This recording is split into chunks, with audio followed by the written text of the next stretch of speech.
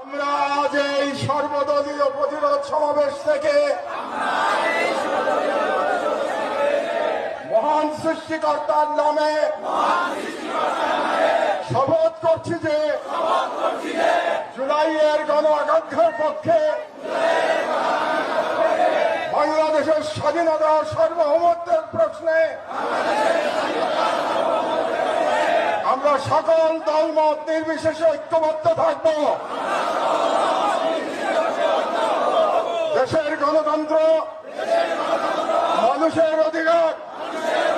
ও জাতীয় স্বার্থের বিরুদ্ধে যে কোনো দমনমূলক ফাঁসিবাদী ও পরাধীনতামূলক রাজনীতির বিরুদ্ধে প্রতিরোধ গড়ে তুলব এবং ভারতীয় আধিপত্যের তাড়নার জনবিরোধী ও রাষ্ট্রের স্বার্থ বিরোধী শক্তি, গুম খুন ও গণহত্যাকারীদের দল, ভারতের মদস্পুষ্ট আওয়ামী লীগ, তাদের সহযোগী, তাদের পক্ষে বাদ উৎপাদনকারী কালচারাল ফোর্সেস কাউকে এই বাংলাদেশে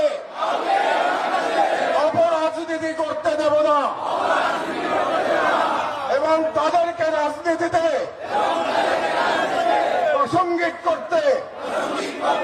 আমরা কখনই সহযোগিতা করব না।